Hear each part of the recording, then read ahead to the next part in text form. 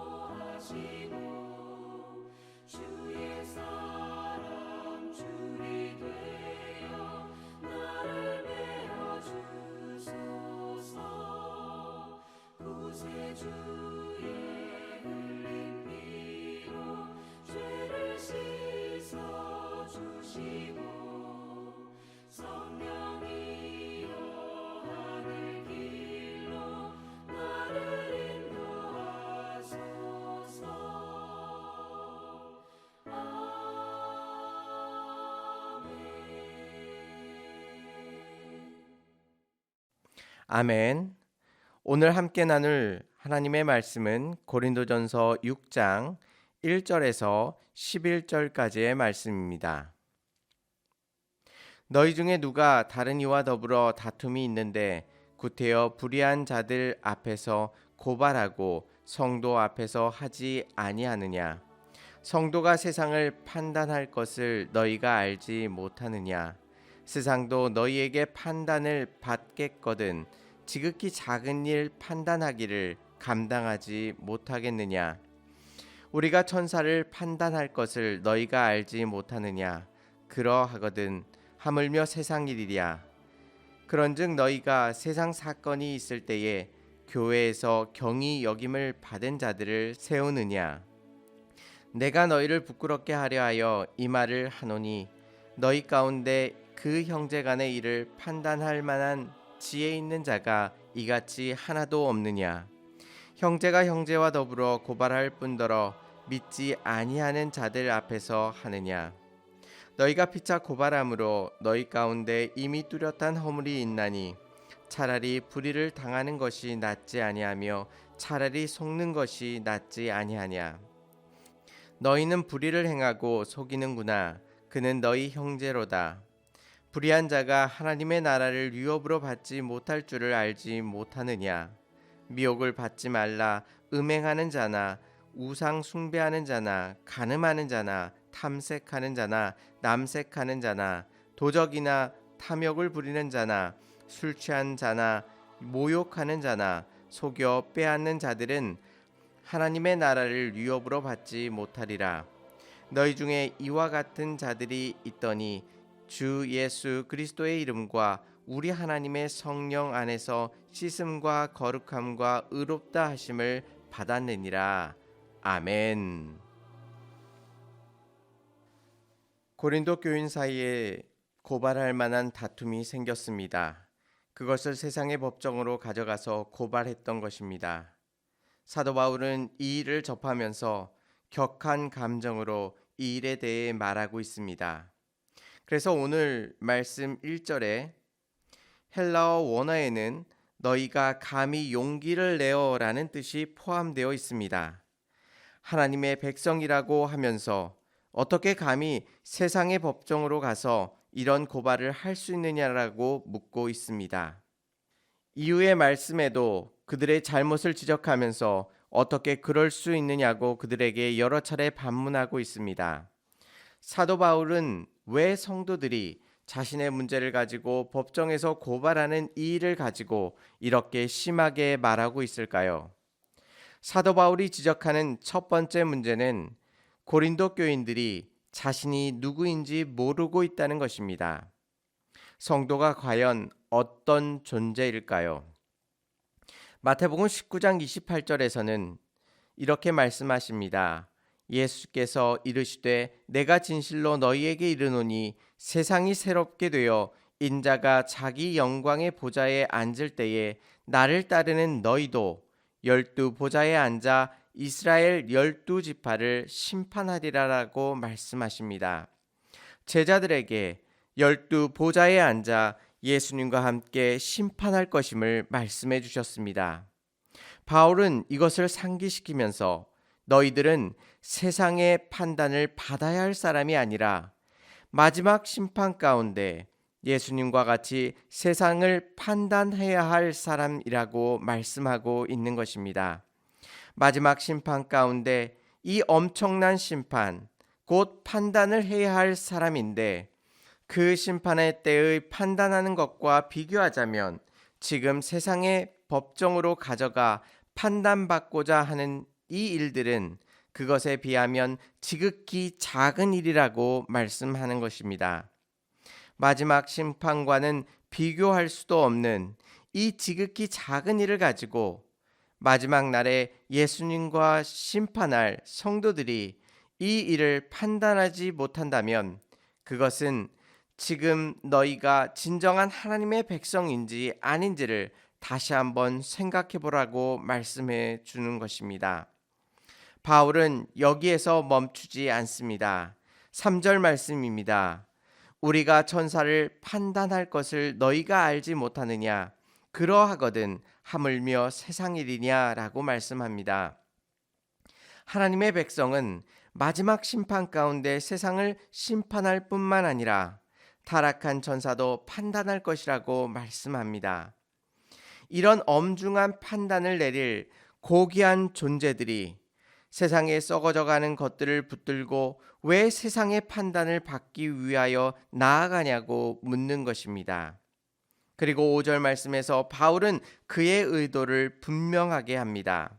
5절 말씀을 보시면 내가 너희를 부끄럽게 하려 하여 이 말을 하노니 너희 가운데 그 형제간의 일을 판단할 만한 지혜 있는 자가 이같이 하나도 없느냐라고 묻습니다.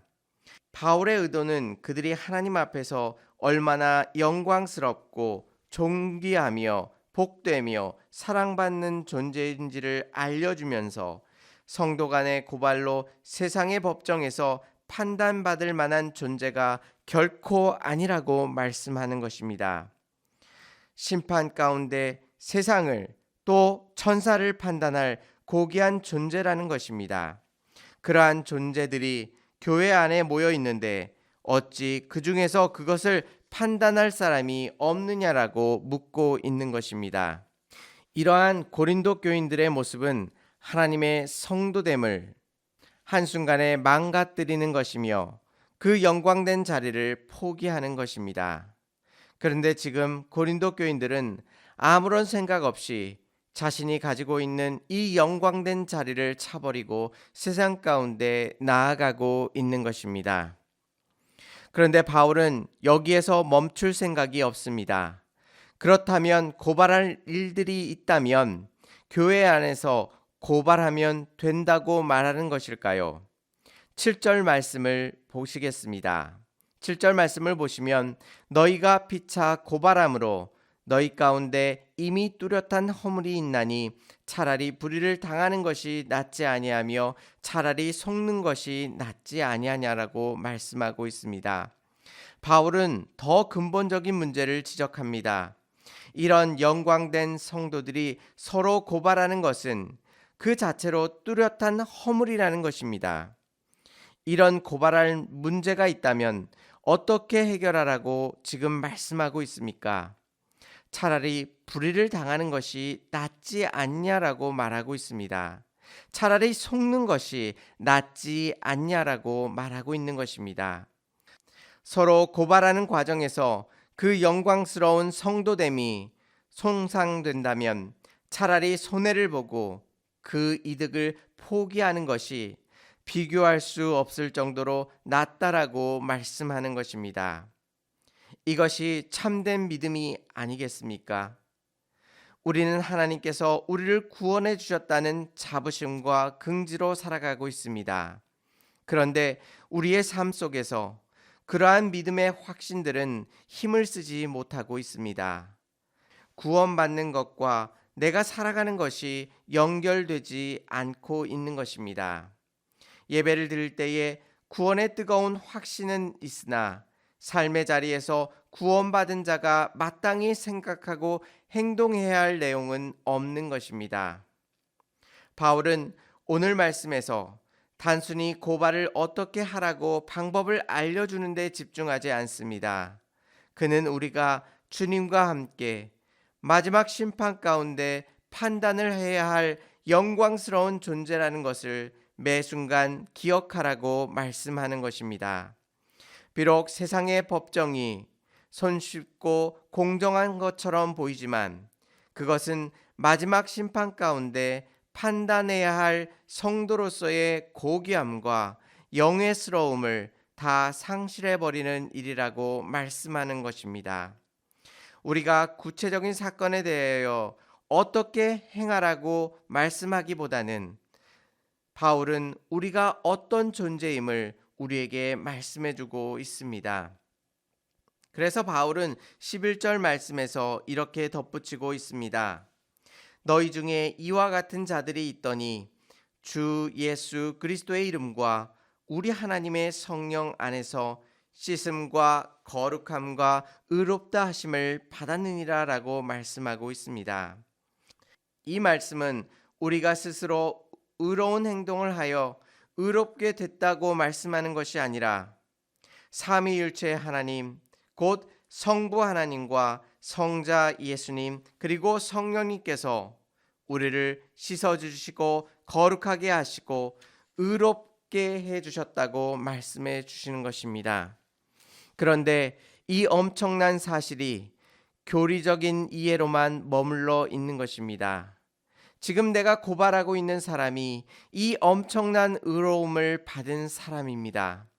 또한 내 자신도 삼위일체 하나님께서 의롭다 칭해 주신 고귀한 존재입니다. 그런데 교회 내에서 분쟁이 발생하자 예수 그리스도께서 피로 만들어 주신 우리에게 친히 주신 이 의가 아무런 힘을 발휘하지 못하고 있는 것입니다. 오늘 하루 살아가실 때에 우리가 마지막 심판 가운데 주님과 함께 판단할 엄청난 존재라는 사실을 기억하시기 바랍니다. 또한 내가 미워하고 싫어하는 이들도 예수 그리스도의 피로 의롭다함을 받은 하나님의 자녀임을 기억하시기 바랍니다. 우리를 위하여 십자가에서 피 흘리신 그 예수 그리스도의 십자가의 사역이 헛되지 않도록 오늘 하루도 하나님의 자녀로서 부끄럽지 않게 살아가게 해달라고 기도하시면서 하나님의 유업을 받은 자로서 우뚝 세워지시기를 주님의 이름으로 축원합니다. 다 같이 기도드리시겠습니다. 은혜롭고 자비로우신 하나님 아버지 감사합니다. 주님의 귀한 말씀을 통하여 우리가 이 땅 가운데 마지막 심판 가운데 예수님과 함께 판단해야 할 고귀한 존재라는 것을 다시 한번 깨달아 알았습니다. 예수 그리스도의 피로 사신 하나님의 백성임을 깨달아 알았사오니 하나님의 백성답게 온전히 살아갈 수 있도록 우리의 삶을 주장하시고 역사하여 주시옵소서. 특별히 삶의 모든 문제를 가지고 하나님 앞에 간구하며 주의 도우심을 구하오니 우리를 긍휼히 여기시고 불쌍히 여겨 주시옵시사 우리의 기도 가운데 응답하여 주시옵시고 또한 이 모든 고난을 헤쳐나갈 수 있는 힘과 지혜와 견고한 믿음을 우리들 가운데 허락하여 주시옵소서. 고통 가운데 어려움을 당하고 있는 환우분들 하나님께서 지켜보아여 주시옵시고 그 어려움 속에서도 거룩하신 하나님을 온전히 바라보게 하시고 그 모든 어려움을 예수 그리스도의 주신 놀라우신 능력으로 이겨 나아갈 수 있도록 하나님께서 모든 것들을 주장하시고 인도하여 주시옵소서. 오늘 하루의 모든 삶 가운데 하나님께서 함께하여 주시옵시사 우리들의 마음 가운데 참된 사랑과 믿음을 허락하여 주시어서 하나님의 백성답게 빛과 소금의 역할을 온전히 감당하며 오늘 하루도 주님 앞에서 온전히 살아갈 수 있도록 주님께서 함께 하시고 역사하여 주시옵소서. 오늘의 모든 삶 가운데 주님께서 은혜를 베풀어 주시고 역사하실 줄 믿사오며 예수님의 이름으로 감사하며 기도 올리옵나이다. 아멘. 사랑하는 성도 여러분, 오늘 하루 하나님의 영광스러운 자녀의 자리를 지키면서 하나님의 유업을 바라보시며 살아가실 수 있는 저와 성도님들이 되시기를 주님의 이름으로 축원합니다. 감사합니다.